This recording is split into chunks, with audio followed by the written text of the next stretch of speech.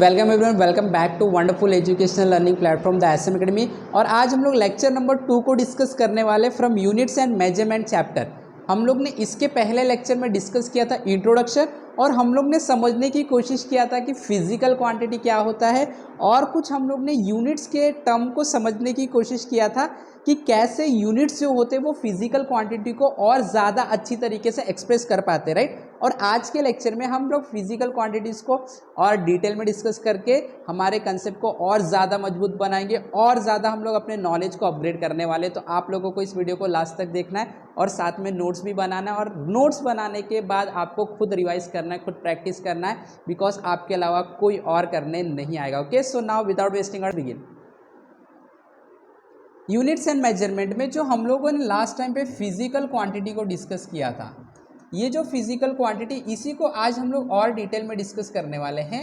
और हमने physical quantity के बारे में क्या जाना था? हमने ये जाना था कि फिजिकल क्वांटिटी एक ऐसा हम बोल सकते हैं चीज़ है जिसके बिना आप कोई भी मेजरमेंट नहीं कर सकते हो। फिजिकल क्वांटिटी एक कैरेक्टर है किसी भी मैटर का जिसको आप नंबर के फॉर्म में एक्सप्रेस कर सकते हो, राइट। तो हमने जब बहुत सारे फिजिकल क्वांटिटी को ऑब्जर्व किया, स्टडी किया, तो हमें ये पता चला कि ये जो फिजिकल क्वांटिटीज़ में कुछ ऐसे क्वांटिटीज़ है जिनके पास कुछ खास हम बोल सकते हैं कैरेक्टर है, कि जिनके पास कुछ खास पर्सनालिटी हम बोलेंगे। और वो पर्सनालिटी ये है कि कुछ फिजिकल क्वांटिटी अपने आप को एक्सप्रेस करने के लिए किसी का हेल्प नहीं लेते, किसी का सहारा नहीं लेते हैं।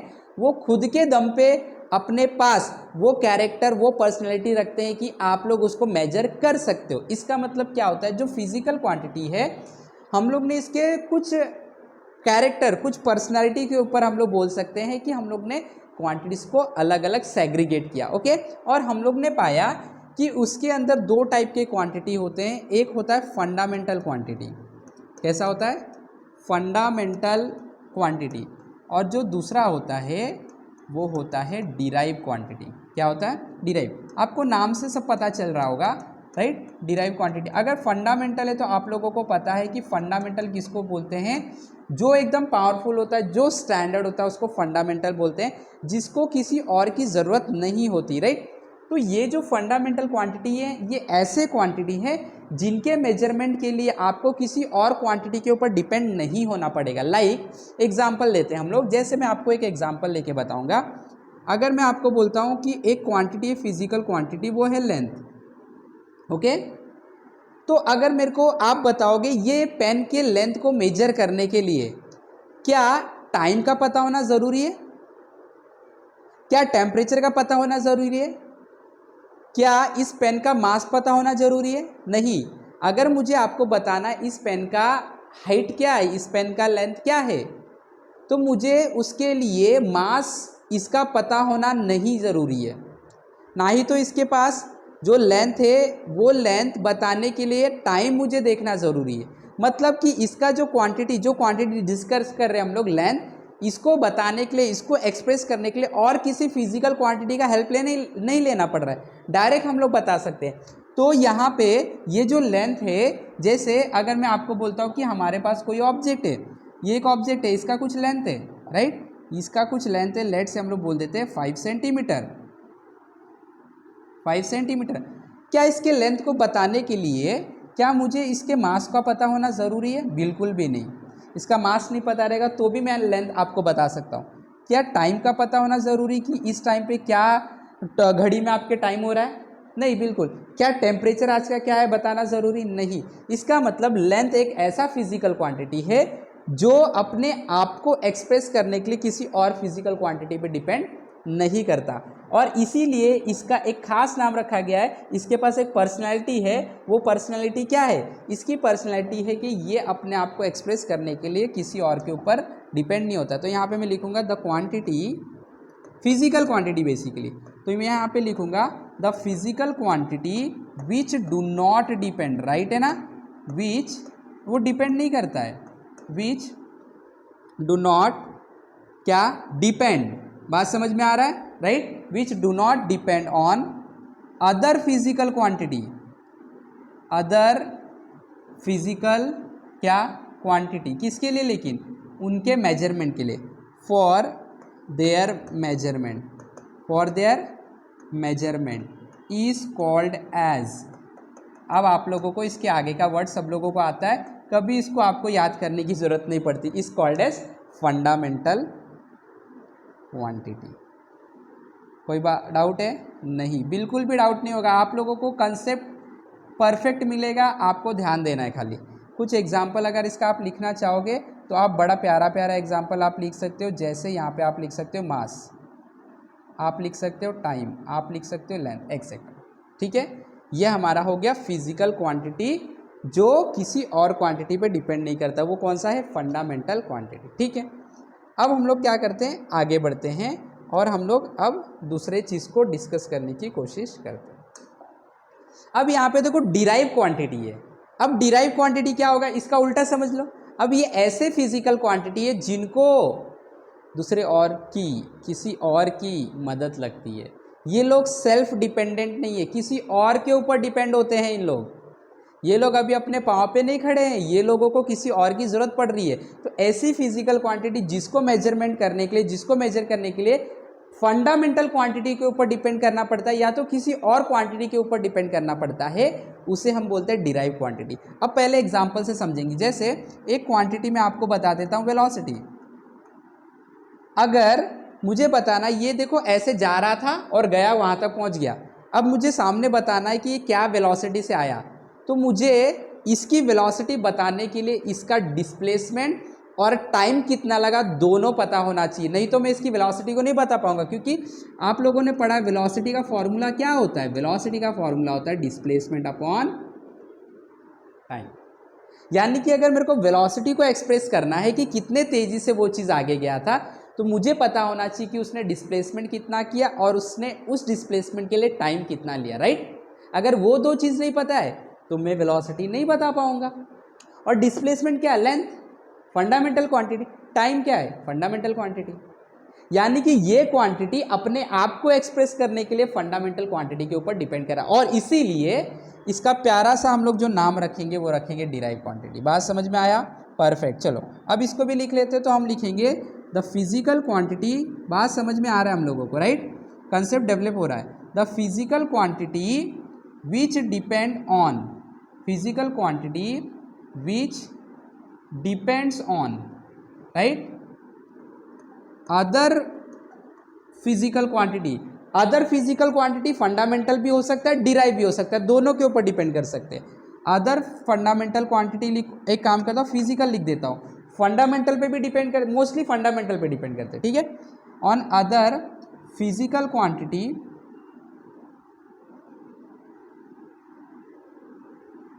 for their measurement, for their measurement is called as derived quantity। कोई डाउट है किसी को? कोई डाउट नहीं, आगे बढ़ते रहेंगे हम लोग। इसी तरीके से सीखते रहो, कंसेप्ट को डेवलप करते रहो। इसका अगर मेरे को एग्जाम्पल कोई अच्छा वाला बताना है तो जैसे हम लोग ने अभी देखा एक अच्छा सा एग्जाम्पल, वेलोसिटी आप बता सकते हो, आंख बंद करके आप बता सकते हो वेलोसिटी को, आप फोर्स बता सकते हो। सारे चीज़ जो हैं वो fundamental, sorry not fundamental, but वो क्या हैं, डिराइव क्वांटिटीज। क्लियर हुआ सब लोगों को? एकदम सिंपल, राइट। तो ये हमारा हो गया कौन सा, डिराइव क्वांटिटी, और एक हमारे पास है फंडामेंटल क्वांटिटी, ठीक है। ये हमारा कौन सा क्वांटिटी हो गया, ये हमारा हो गया डिराइव क्वांटिटी, राइट। यहाँ पे जो है हमारे पास वो क्या है, ये हमारा आप देख सकते हैं फंडामेंटल क्वांटिटी। इसको हम लोग अंडरलाइन कर देते हैं। ये क्या है हमारा, फंडामेंटल क्वांटिटी, बहुत इंपॉर्टेंट है फंडामेंटल क्वांटिटी। क्लियर हो गया? एकदम सिंपल। चलो और भी कुछ डिस्कस कर लेते हैं। अब देखो, एक फिजिकल क्वांटिटी को एक्सप्रेस करने के लिए सिर्फ नंबर काफ़ी नहीं होता है। हम लोग ने डिस्कस किया था यूनिट सबसे अहम भूमिका निभाता है, राइट। अगर यूनिट आपने नहीं लिखा तो फिर खेल खत्म, बात ही नहीं समझ में आएगा, राइट। तो यूनिट भी इनके पास होगा, राइट। तो जो भी यूनिट फंडामेंटल क्वांटिटीज़ के होते हैं उनको फंडामेंटल यूनिट बोला जाता है, और जो डिराइव क्वांटिटी के यूनिट्स होते हैं उनको बोला जाता है डिराइव यूनिट्स। क्या बोला जाता है, डिराइव यूनिट्स, ठीक है। तो अभी हम लोग कुछ और भी चीज़ें डिस्कस कर लेंगे। यहाँ पे देखो, सबसे पहला जो चीज़ हम लोग को डिस्कस करना है वो ये है कि फंडामेंटल यूनिट क्या होता है। मतलब थोड़ा सा हम लोग यूनिट के बारे में भी सोच लेते हैं, क्योंकि ये लोग भी एक मेजर रोल प्ले करते हैं। तो खाली क्वांटिटी को समझ के हम सोचेंगे कि हम लोगों को सारा नॉलेज आ गया, तो हम लोग ये गलत सोच रहे हैं। यूनिट भी सेम उतना ही इंपॉर्टेंट है, राइट। तो फंडामेंटल यूनिट को भी समझ लेते हैं। अरे सिंपल है, कुछ भी नहीं। जो यूनिट फंडामेंटल का के क्वांटिटी का होगा उसको ही हम लोग क्या बोलेंगे, फंडामेंटल यूनिट्स, राइट। लिख लो यहाँ पे, ज़्यादा इसके बारे में सोचने की जरूरत नहीं, डायरेक्ट लिख दो। The unit use to express लिखो, मेजर लिखो, कुछ भी। यूज टू मेजर कौन सा quantity, fundamental quantity. The unit use to measure fundamental quantity, ठीक है। कौन सा, fundamental quantity is called as, क्या बोलोगे आप इसको, आप इसको प्यार से नाम दोगे fundamental unit, is called as fundamental unit. Example लिख लेते हैं। जैसे आप लोगों ने मास देखा था पिछले केस में, राइट। तो मास का किलोग्राम होगा, टाइम का सेकेंड होगा, लेंथ का मीटर होगा। तो ये सारे क्या हैं, फंडामेंटल यूनिट्स, ठीक है। सेकेंड जो होता है वो होता है डिराइव यूनिट्स। अब सेकेंड क्वांटिटी डिराइव क्वांटिटी, तो यूनिट भी क्या होगा, डिराइव यूनिट। अभी आपको बात समझ में आ रहा है। अब आप बोलोगे नहीं सर आप मत लिखो, मैं लिख दूंगा। अब आपको समझ में आ चुका है क्या है डिराइव यूनिट, क्या है। अगर डिराइव क्वांटिटीज़ के यूनिट्स को आपको एक्सप्रेस करना है तो वो डिराइव यूनिट्स होंगे, राइट। तो हम उसके बारे में कैसे लिखेंगे, हम यहाँ पे लिखेंगे द यूनिट, ये एक ऐसे यूनिट्स है, the units use to measure कौन सा quantity, derive quantity is called as, क्या बोलोगे आप इसे, डिराइव यूनिट। क्या बोलोगे आप इसे, डिराइव यूनिट। कुछ भी नहीं था, एकदम सिंपल था। इसका अगर आपको एग्जांपल लिखना है तो वेलोसिटी का लिख लो मीटर पर सेकेंड लिख लो, फोर्स का लिख लो न्यूटन, ठीक है, वर्क का लिख लो जूल। ये सारे चीज़ क्या है, डिराइव यूनिट्स, ठीक है। तो हमारे पास दो टाइप के यूनिट होते हैं, एक फंडामेंटल यूनिट होता है और एक डिराइव यूनिट होता है। अच्छा, अब जो सबसे इम्पॉर्टेंट हमारा डिस्कशन रह चुका है, एक बहुत इम्पॉर्टेंट, वो है जो फंडामेंटल क्वांटिटी होता है, इसके पास एक हम बोल सकते हैं पर्टिकुलर, हम बोल सकते हैं बाउंड्री है। वो बाउंड्री क्या है, वो बाउंड्री ये है कि फंडामेंटल क्वांटिटी का नंबर पूरे दुनिया में सिर्फ 7 है।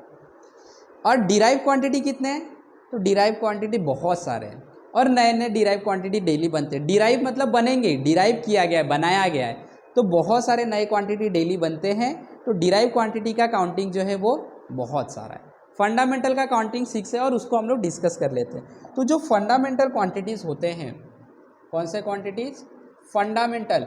अरे फंडामेंटल इसके लिए इसकी चर्चा ज़्यादा होगा, क्योंकि जो लोग स्टैंडर्ड होते हैं उनका ही डिस्कशन ज़्यादा होता है। तो ये फंडामेंटल क्वांटिटी तो डिराइव्स के सामने ये हमेशा पावरफुल होगा, ठीक है, क्योंकि ये किसी के ऊपर डिपेंड नहीं करता। इसके लिए आपको भी किसी के ऊपर डिपेंड नहीं रहना है, आपको खुद इतना पावरफुल, इतना नॉलेज गेन करना है कि आप उस फील्ड में मास्टर हो जाओ, तो आपका भी चर्चा हर जगह होगा। जैसे हम लोग यहाँ पे फंडामेंटल क्वांटिटी का चर्चा बार बार कर रहे हैं, राइट। तो जो फंडामेंटल क्वांटिटीज़ है, मज़ा आ रहा है, ठीक है, समझ में आ रहा है बात। चलो, जो फंडामेंटल क्वांटिटीज़ है, ये फंडामेंटल क्वांटिटीज़ टोटल इस दुनिया में 7 है। कितने हैं, 7 है। कितने हैं, 7 है, राइट।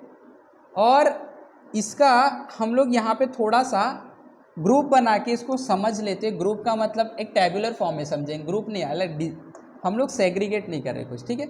यहाँ पे आप सीरियल नंबर ले लोगे, ठीक है, और यहाँ पे आप क्वांटिटी ले लोगे, कौन से क्वांटिटी के बारे में आप डिस्कस करना चाहते हो, और फिर यहाँ पे हम लोग उसका यूनिट ले लेंगे और हम लोग उस यूनिट का सिंबल ले लेंगे, ठीक है, सिंबल।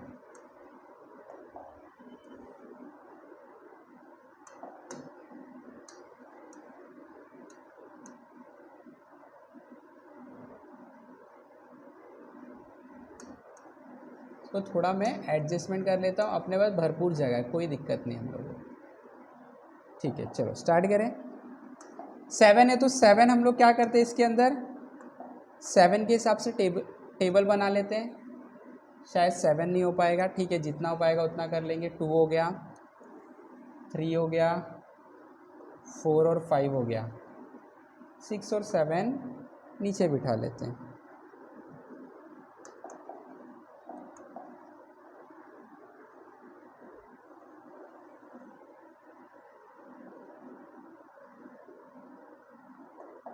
ठीक है, 6 और 7 यहाँ पे एडजस्ट कर लें।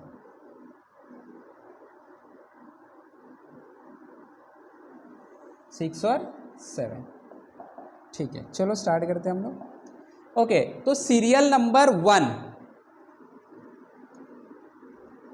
2, 3, 4, 5, 6 और 7 कौन कौन से क्वांटिटी? सबसे पहला जो इंपॉर्टेंट क्वांटिटी है वो है मास।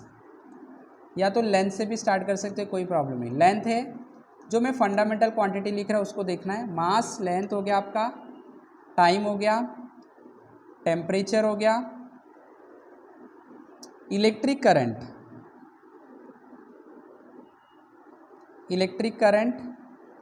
ल्यूमिनस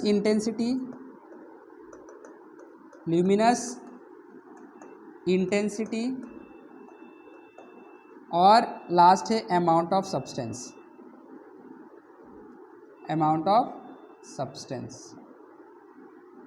ठीक है, मास का जो यूनिट होता है, ऐसा यूनिट लिखेंगे, ठीक है। मास का जो ऐसा यूनिट होता है वो होता है किलोग्राम। क्या होता है? किलोग्राम। और इसका सिंबल हम लोग कैसे लिखते हैं? केजी। लेंथ का जो ऐसा यूनिट है हम लोग ने डिस्कस किया था, सब लोगों को पता है, वो होता है मीटर, और इसको स्मॉल m से डिनोट करते हैं। टाइम के लिए सेकेंड होता है और इसको हम लोग स्मॉल s से डिनोट करते हैं। टेम्परेचर के लिए ऐसा यूनिट होता है केल्विन। कौन होता है? केल्विन, इसको K से डिनोट किया जाता है। इलेक्ट्रिक करंट के लिए एम्पियर होता है, ये साइंटिस्ट के नाम पे रखा गया, केल्विन भी साइंटिस्ट के नाम पे, इसको A से डिनोट करते हैं। ल्यूमिनस इंटेंसिटी का मतलब देखो, ये सबका मतलब तो पता है, ये एक्चुअली क्या होता है अभी हम लोग इसको डिटेल में नहीं, बट मैं आपको अगर एक जनरल टर्म में बताऊँ तो लाइट के ब्राइटनेस को हम लोग बोलते हैं, लाइट की तीव्रता कितनी है उसको हम लोग बोलते हैं ल्यूमिनस इंटेंसिटी, लाइट को। ठीक है, तो इसका जो यूनिट है वो होता है कैंडेला। ठीक है, और इसको CD से डिनोट करते हैं, C small d। Amount of substance का यूनिट होता है MOLE, मोल, और इसको हम लोग सिंबल के फॉर्म में MOL लिखते हैं।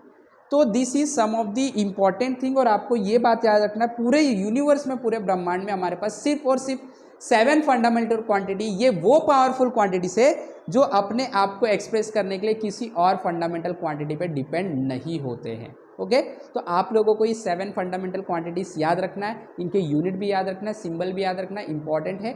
और डिराइव क्वांटिटी के नंबर कितने होते हैं कमेंट में लिख दो फटाफट, बहुत सारे होते हैं, राइट। तो आई होप की बात समझ में आया है सब लोगों को।